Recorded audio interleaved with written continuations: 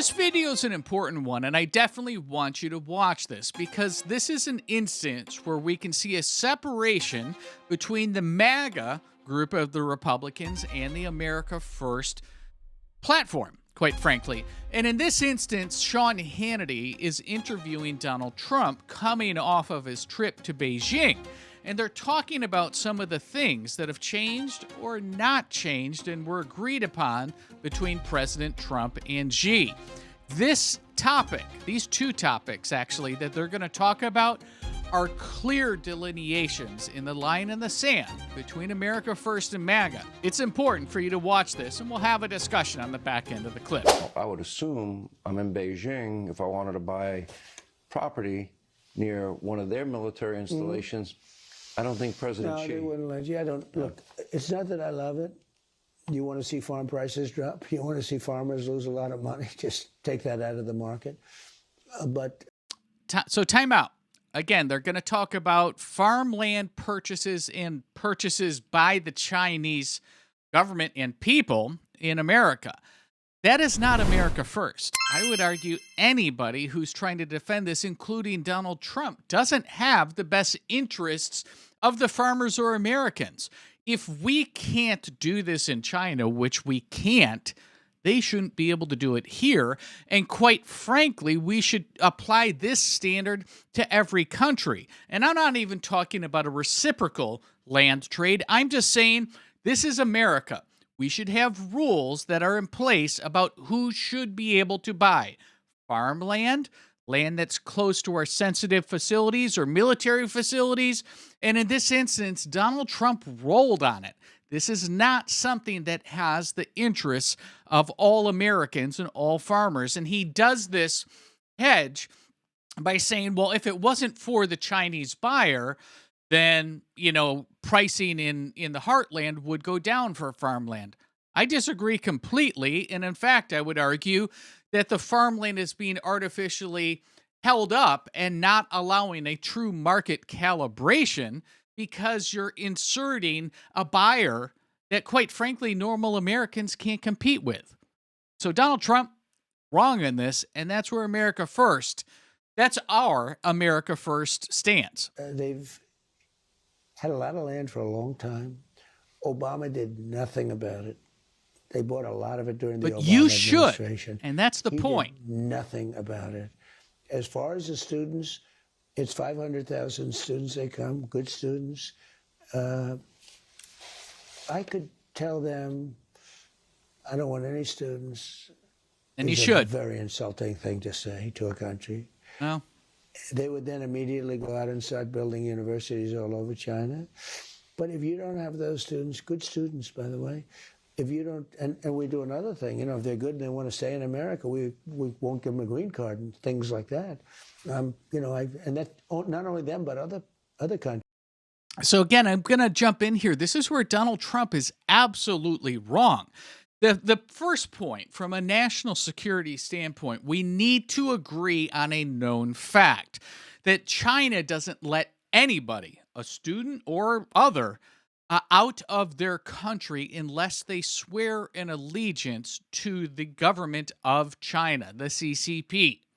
So any student that's at any university in America or otherwise in another country has taken an oath of loyalty to China, not to the country where they're going to university. Secondly, I think we can all agree, and again, this is a defined America First point, that China is our biggest rival. It's not Iran. I think that there's a case to be made that there's some countries other than China that we should be keeping our eye on.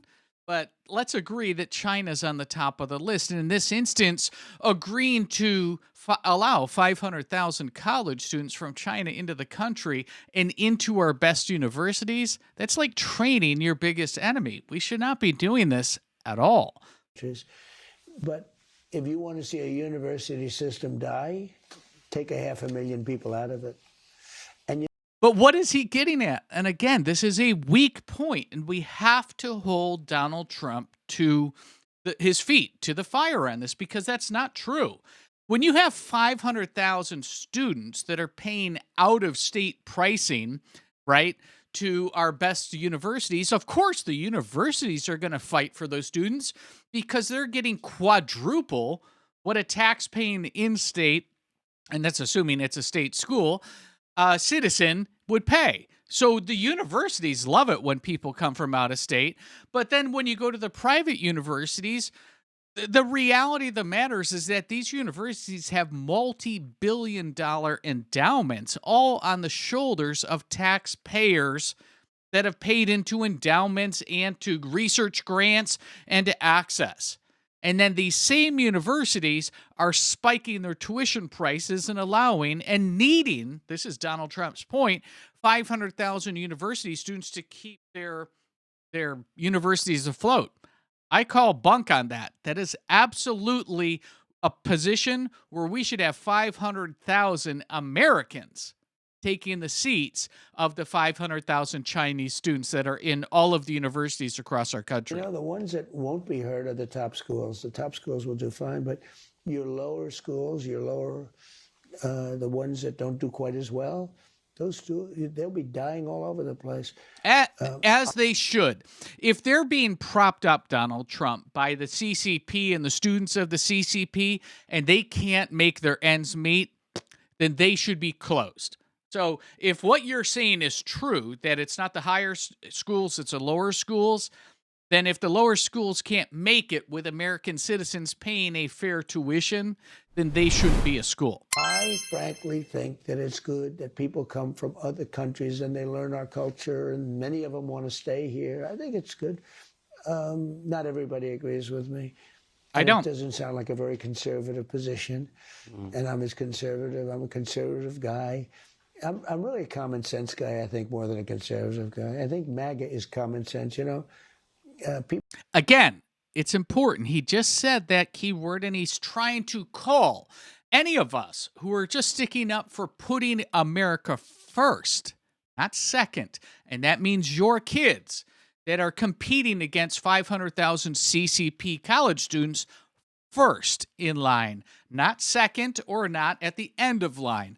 So Donald Trump does this twist. And again, you're talking to somebody. I voted for him for 3 times. I'd do it a 4th if he would run. But we have to be clear with the platform of America First and where it's different than MAGA.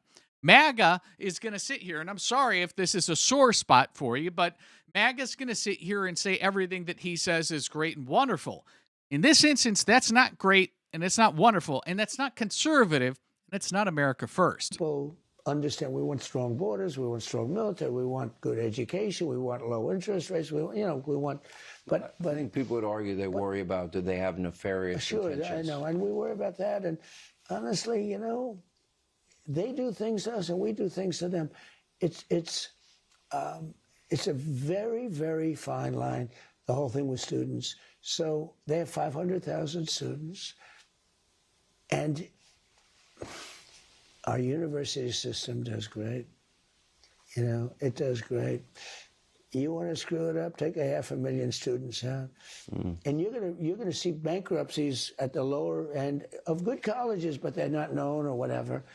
You're gonna have a lot of problems. So it's something I'm always looking at. He should continue looking at this because, again, I want to make it clear. I'm a fan of Donald Trump, and I think he's absolutely the best choice that we had. But in this instance, this policy and the farmland policy is not America First. I can't say it loud enough.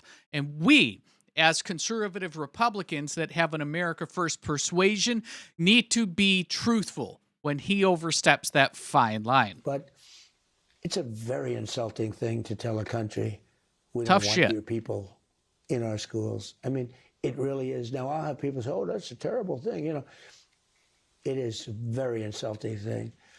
And it's very interesting. It's something didn't come up today. Came up last time. But I will tell you that school systems don't want that to happen because They, of course, don't want this to happen because the 500,000 well-funded CC... You don't just get to leave the CCP if you're, a peasant. You're talking about people that have sponsorships by the CCP and whose parents are at the highest levels of the CCP. These aren't middle of the road or lower Chinese people. It's just a fact. And again, I get back to my first point because he addressed it and then brushed past it. That the allegiance that a Chinese citizen of college age or any age takes to the CCP before they're allowed to leave the country cannot be underscored enough. Their allegiance is to China, not to Harvard, not to America, not to California, not to any state. And that presents a security risk that we can't afford to have. And again, I would say we can't afford to have 500,000 foreign students from any country get placed ahead of 500,000 Americans, because you're assuming if these underperforming universities need these students, we have other students that are getting declined or that can't afford it. So let the market calibration happen with tuition and stop artificially keeping it high with well-funded students from the CCP. That seems like a fair America First posture. And I'm not the only one that feels this way. Here's a great comment. Allowing China to own America farmland and send hundreds of thousands of their citizens to our university is a threat to American sovereignty. There's no other way to put it. I agree completely. This is not an America First position, allowing CCP, our greatest adversary, to be buying any land, let alone farmland, and then flooding our universities. Julia, here in this comment, again, a great comment. This is not America First. I'm more concerned about national security than I am about insulting China or keeping colleges and universities afloat with Chinese money. If those institutions can't survive without foreign money, then they need to revamp their operations. I completely agree. This is, we have to, just because we voted for Donald Trump doesn't mean that everything he says we have to agree with. And in this instance, we don't. As an America First patriot, we can't when they overstep these lines. And I'll conclude with this comment. I disagree. The only people that should own farmland in the United States are Americans, and this is exactly right, Josh. And the only people that should be going to our universities at the expense, if you have a choice, right? Chinese, CCP, 500,000 students, or Americans, you should be choosing Americans every single time. That is the America First policy. And that is where America First separates from MAGA. We're not going to trumpet Donald Trump when he says something that we disagree with. And we have to hold him and his minions accountable when they step aside, because there is no other way to justify having the CCP buying farmland or any land in our country. This is a strategic point, and it's a national security point when that land gets close to our military facilities. And they've been, there's plenty of articles, and I don't have time to go into them right now, where the CCP has bought up land within miles or that is bordering our military facilities in sensitive locations. This should not be at all. And then with the college students, it's just not America First. So I'm curious what your thoughts are. Did I miss something? Is Donald Trump right? Or do you agree that it's not America First to allow China to be buying up land and sending their students who have a sworn oath to China and the CCP versus America into our best universities? I think it's a national security issue. If you've yet to subscribe to the channel, please do so. We made it easy. There's a button right up here on my left where you can do that. That helps us out a lot. And we also have a couple other videos that we think you'll love to watch. They're all coming up next.